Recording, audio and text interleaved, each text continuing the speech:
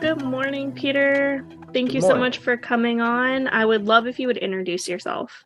Yeah, my name is Peter R. Kohli. I always include the R because I just think that Peter Kohli sounds too drab. I live in the United States. I've lived here since 1977. Prior to that, I lived in England, where I went to university and worked. And then prior to that, I was actually born in India. And I've been in this world for quite a while. I'm 73 years old. And yes, you're supposed to say at this time you don't look it, but well. I, for most of my life, I was involved in the corporate sector. My passion has always been writing. Ever since I was, I guess like 11 or 12 years old, I wrote and I love to write. But I never made it a career or a vocation until I closed my business in 2016. And then I decided that I wanted to write for a living. I had written books before that, probably not very good, but I'd always been fascinated with my parents' story. My mother was an English nurse in World War II. My father was an Indian Army officer in World War II. And over the years, I heard about their stories. My father actually wouldn't talk about his war experiences. My mother definitely did not. To the day she passed away, she said nothing. But my father now and then would tell me something about it. So basically the story was, as I learned it over the years, was that my father was severely wounded in action in northern Italy outside Bologna, a place called Faenza. And this was in early December 1944. And he had his left ear blown off from him by a German tank shell. The entire tank shell went past his ear and took it off. And he ended up eventually at a base hospital in Naples, in Italy. And as luck would have it, my mother was his nurse. So this was now January 1945. They had a brief love affair. And then in April, my father was shipped back to England for more surgery and recuperation. And my mother, at that time, the Germans were being pushed back, were in Rome. So my mother was posted to Rome with her nursing unit. So they broke off the relationship. I mean, there was no way that this relationship could flourish because he was Indian. He had to go back to India. My mother was English. All her family was in England. In October 1945, one morning, a doctor came to my father. He was at that time in a rehabilitation center in southern England and said, "Today, you're catching a boat back to England, to India." So he said, "Oh, okay." So that was October the 5th, 1945. He gets on board the ship, goes into the officer's lounge to drown his sorrows with single malt Scotch whiskey. He was sitting there, sipping his whiskey, and guess who walks down the staircase? My mother. They had no contact with each other since April 1945. She was being posted to India to help train nurses because independence was coming up. So, that was it. Obviously, fate had intervened, and they were married for 56 years. And she lived in India with my father. My father retired as a brigadier in the Indian Army, and then in 1966 he left. 68 left India and went back. I went to England. So I've had this story in my mind, and I've always thought it's such a wonderful story to write. But so I wrote the outline of it about 20 years ago. But whenever I asked for my father about certain details about the war, that was so long ago.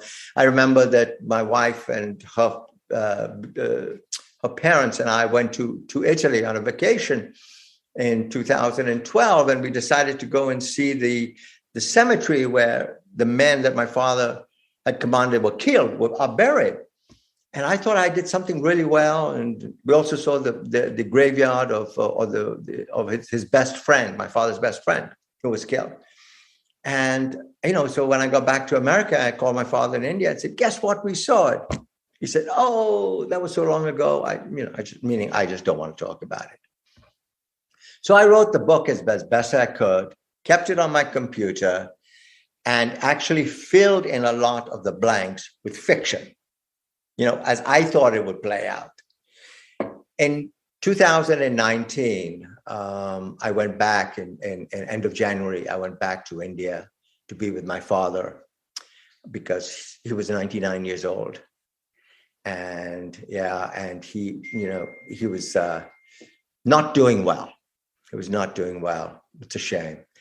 So I thought, well, maybe I'll get a chance. I spent 2 weeks with him, which was absolutely wonderful. I suggest that everybody does it with their parents, to spend 2 weeks with them, just the parent and them, nobody else. Because every unresolved issue is resolved, okay? So I said to my father, I said, Shena, my youngest daughter, and I had written the book. She was the one she was the impetus behind, we've got to publish this book. We've got to publish this book. So I said, Shena, my daughter, and I have written this book about Mummy and you. And all he did was clapped his hands. And then I said, well, what I would like to do is I would like to go over some incidences that happened during World War II, and I would like you to fill in the blanks for me. He said, as long as I remember, sure. I thought, whoa, this is going to be good. Well, as a result of those 2 weeks, when I came back to the US, I had to rewrite the entire book, because what I found out was what I had made up, or what should I put it this way? What he told me was better than what I made up.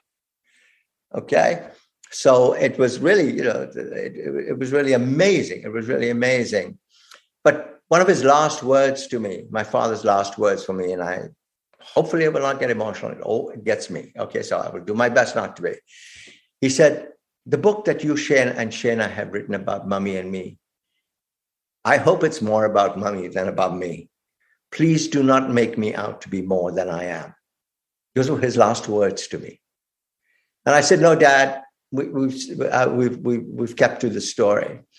So the book was finally published in February last year, and in India. It was published in India by HarperCollins and did very well. It went to number 9 on the bestseller list and would have gone to number 1. No doubt about it, except that India went through a lockdown because of COVID. And sales plummeted because no bookstores were open. Even Amazon wasn't allowed to deliver. So, wow. Yeah, exactly. So it was kind of lost in the shuffle there. And one of the greatest things about the book was a lieutenant general in the Indian Army wrote an article in a major newspaper in India called The Hindu about what a wonderful man my father was. He served under my father when he was a young captain. And he wrote this article about my father, how wonderful. And because of that, it had another bounce. The book never had a bounce. But we've been talking to people about turning it into a mini-series. There's been interest, but nothing signed yet. I would think it would make a wonderful miniseries. I really do. So that's the book. Sounds like such an amazing book. Well, I'm biased, but yes, I agree. I agree. I very much agree. What really inspired you to start writing that book? Was it your parents' story that is such a wonderful story that you were just like, I want to share it with the world?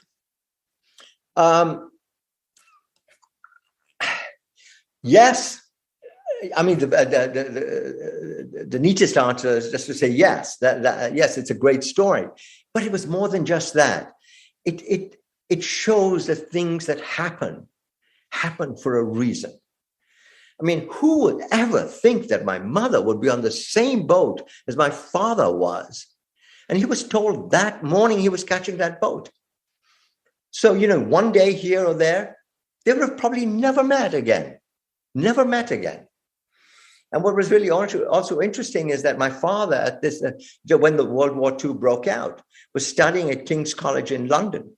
My mother was a nurse at St. Mary's in Paddington. I don't know if you know London or not, But if you could throw a stone really well, you'd probably hit it. Okay, they weren't that far apart, but they never met. Maybe they passed each other, like two ships during the night. Maybe they passed each other on Oxford Street or whatever, but they never met. It took them to meet at the end of a conflict in Italy. It was just meant to be. It was just meant to be. That's what I think adds to the mystique of the story. That's amazing. I was going to ask how long you've been writing, but I know that this was your one book. Do you plan to write another book? I have actually got 2 other books that are completed. Okay. I'm working on a 4th, but I also write a short story. I don't know whether you know this or not. I write a short story every single day. It's posted on my blog, and it's also posted on LinkedIn. For 5 days of every week, I write every single morning at 4:30 in the morning. I write at least 1,200 words.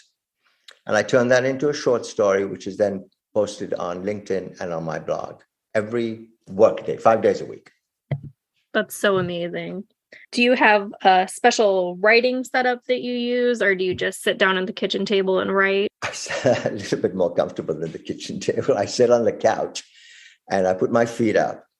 And I literally allow my mind to wander. And it goes, I don't know what the hell it does, but it goes through sentences and words. And then I pick up on a sentence and say, that's neat. And I'll write the sentence down. And then I'll stare at the sentence. And then after a few minutes, I start writing. And before I know it, 45 minutes has gone by and the story is complete. That's so awesome. When you're writing, do you have like a favorite snack or drink that you always have with you? I have coffee in the morning before but that's it. Yeah, that is super early.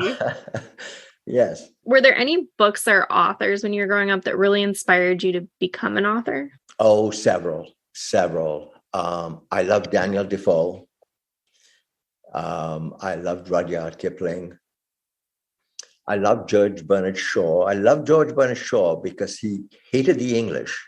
Not that I hated the English, but he was so cutting. His sarcasm is fabulous. I mean, it's an art form in itself. I don't know if you've ever read any of George Bernard Shaw's works. Oh, he's fabulous. He's fabulous. He was a very ugly man. And he was at a party once, and this tells you what type of humor he writes. He was at a party once, and a very beautiful woman came up to him and said, Mr. Shaw, think about it. If we got married, our children would have your brains and my beauty. And he said, Madam, what would happen if the opposite was true? So that's the type of humor. George Bernard Shaw. I love George Bernard Shaw. Oh my goodness. There's so many. H.G. Wells. Love H.G. Wells. I did so many books. I would think that those are the core otherwise today, I read, I still always have about 2 books going at the same time. So I love to read. That's awesome. Do you have authors now that you read or a favorite series that's come out recently? Yes, actually. It is and it shows you how I'm getting old. I can't even remember the name of the author, but it's Master and Commander. I don't know whether you know that series or not. It's 21 books. 21 books. I'm up to number 14. It's about a captain in the Royal Navy in the Napoleonic Wars called Jack Aubrey, and the ship's surgeon called Maturin. And it's Stephen Maturin. And it's a story about their adventures.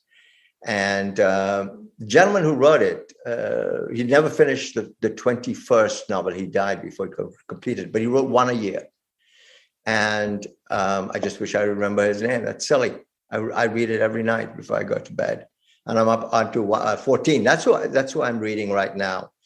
I love authors that allow me to escape.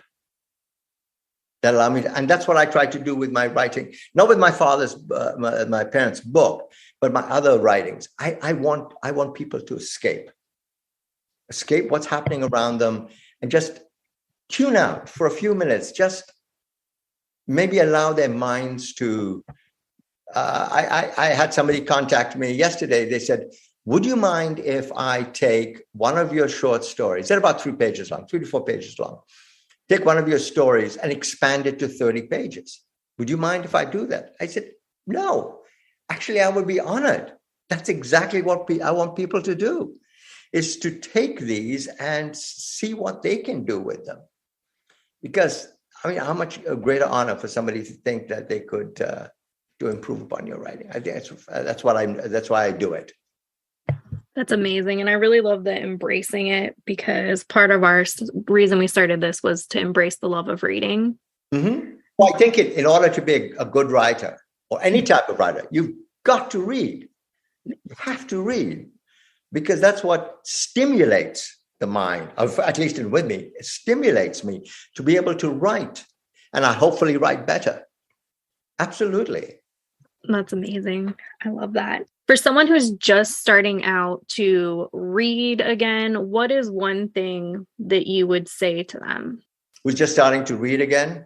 Yeah, where they haven't read in years. They used to love it, but then they lost the love. You know what I would say to them?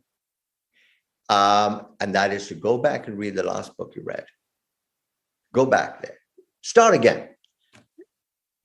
Read the last book you read. And I've done that, actually. I've got books here that I bought off Amazon that I read as a child. One author that I've completely forgotten about is the guy who wrote The Count of Monte Cristo. What's his name? Come on. Think of it. No, you have no excuse, but I do. I've got the books right here. He wrote The Count of Monte Cristo. He wrote all those books about the Three Musketeers and all that. Daniel Dumas, Alexander Dumas. Okay, I went back and I read those. I read those as a child, so I went back and I reread them, and I think that's what launched me into more and more different authors. So go back and read what you last read.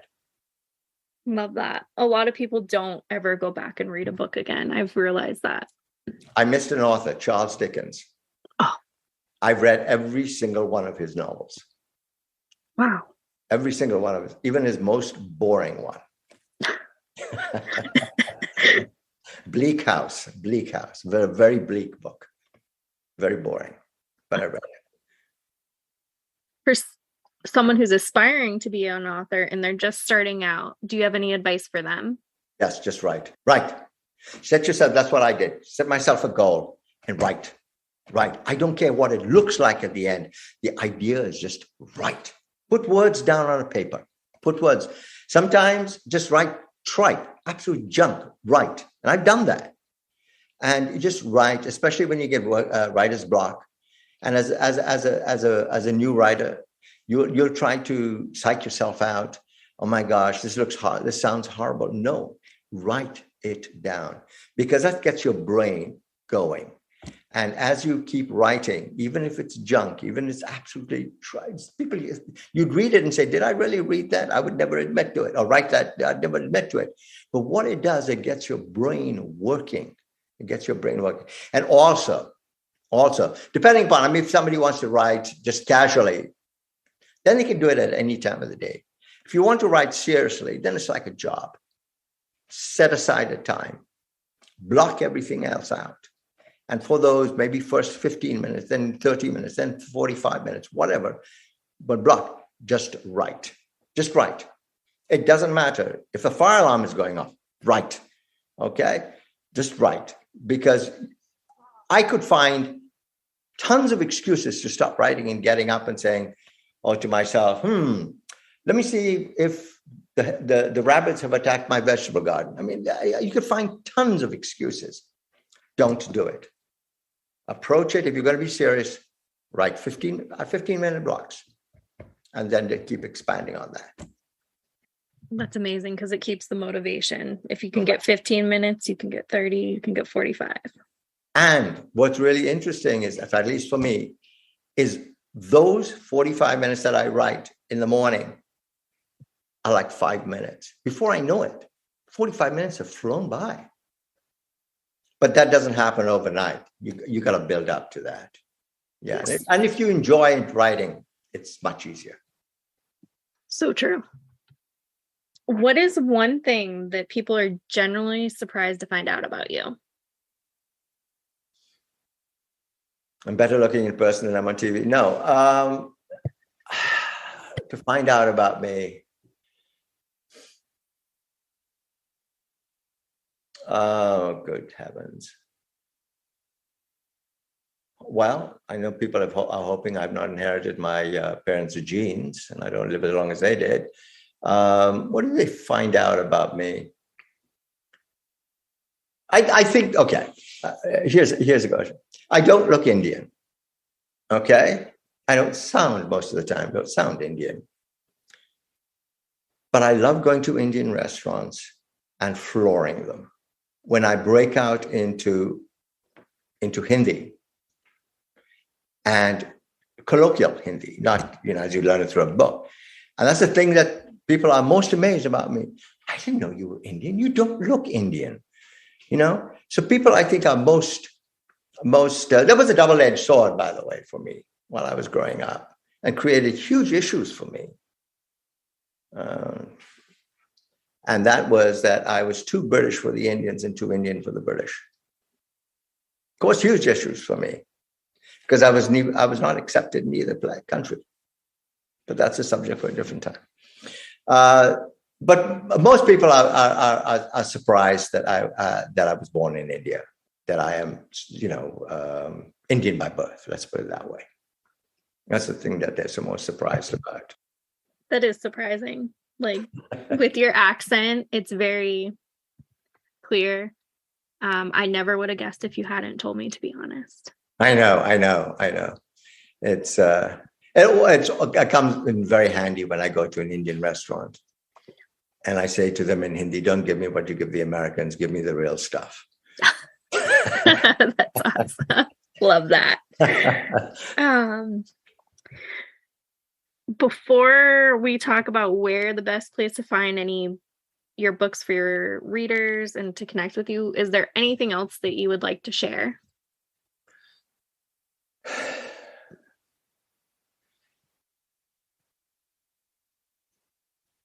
What else? I mean, there are so many things. We're talking about my writing, correct? Okay. Or if there's an inspirational saying that you love that you want to share, all for it. Yes. My favorite book of all time, is The Alchemist. I read The Alchemist every 6 months. Every time I read it, I get something new from it. It is a very simple book. It's what, 100 odd pages, 120, 130 pages, but it is filled with, I don't know, I don't even know how to put it. The pages are filled with information that I find so inspirational, incredibly inspirational. Okay. And the one thing that I have got from that book above anything else is the word focus. Okay. And that comes through everything, because I have an issue with focus. And when somebody in the book says, when I'm eating, I focus on eating. When I'm riding a camel, I focus on riding a camel. And that is so incredibly hard to do. At least for me, incredibly hard to stay focused. Because I guess it's something that is acquired. I guess you have to train your mind to focus, and it's very hard. At least for me. So I find that book incredibly inspirational. And as I said, I read it twice a year, every 6 months. I will read several books, and then I say, it's time for me now to read The Alchemist. And it's as if every time I read it, it's as if it's the first time I've ever read it. That's amazing. Yeah. I haven't read it in years. I read it. It was actually gifted to me prior to when I went into the military, like about 8 years ago or more, when I was in. And I plan to go back and read it now because I don't remember the part about focus. Read it. One of the things I used to do, I used to buy them by the dozen when I had my business. And I used to hand them out to people. And I used to say, read this and you'll know what makes me tick. Okay. And that is, as I said, the word that comes out more than anything is focus. Focus on what you're doing. Focus on what you're doing. There's another one out there called The Celestine Prophecy. I don't know if you've heard of that. I haven't. That's a poorly written edition of the Alchemist. So it's just, to me, it was the gist of it is great, but it's just very poorly written, in my opinion.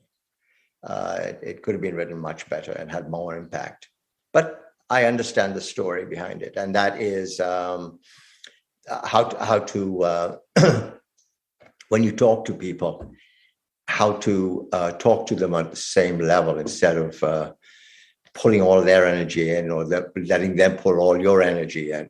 So I understand the gist of it, but I didn't think it was very well written. Is that helpful? Yes, that was amazing. Thank you. You said you were in the military? I was for a short time. Which one? Air Force. Ah. Yeah. But were you a pilot? No, I was in computer systems. Okay. My son was in the Marine Corps for 12 years. Oh. He was an F-18 pilot. That's awesome. My little brother went into the Marines. He just recently got out. Yeah. It's a different world. It is a different world. I always referred to it as this is the real world, and that is just not the real world. Well, I grew up as an Army brat because of my father, and so, but my father was in the Army. My son was in the Marines. I was in nothing. I was the sandwich generation, the losing generation. Yeah. I love that. Thank you so much for sharing and bringing so much impact today. Where is the best place for readers to connect with you and find your book? Okay. My book is available on Amazon as of right now. We are trying to get a publisher in this country and in America, both in America and the UK, to publish the book. But as you always, and they all say to me, as soon, because the book was published by HarperCollins in India, but all the publishers, my literary agent has told me, all the publishers in this country said, as soon as you get a deal or sign a deal with a company to make this into a miniseries, let us know. We will then publish the book. It's like anything. Nobody wants to take a chance. Nobody wants to take a chance. I always believed in the book. I always thought it would be a big hit. And unfortunately, if it wasn't for COVID, it would have been a #1 bestseller. But number 9, I guess I'll take it. So Amazon right now is the only place that it's available. It's not available in bookstores, anything yet. Hopefully, we're hoping that it will be. As far as connecting with me, I am, to me, Instagram is a black hole, okay? Social media is a black hole, okay? You can get sucked in and stay for hours there. And so what I do is I'm not on anything. I was on Instagram because of the book. My daughter put me on. You must be on. But now I'm off. The best place for people to contact me is through LinkedIn. That's the only one that I have going right now. And of course, if people want to email me, by all means do so. A lot of people do. Perfect. And I know a lot of readers love signed copies of books. Do you have your own website where they can order from you to get signed copies? No, it would have to be through HarperCollins. Okay. Through HarperCollins, yes. Okay. And then I signed. We have an agreement with HarperCollins. Okay. Perfect. Yeah. Awesome. Well, thank you so much. I really loved getting to hear your story and get to know you today. And I really appreciate you being here. Not at all. My pleasure. Thank you for reaching out. Yeah. Thank you. Take care.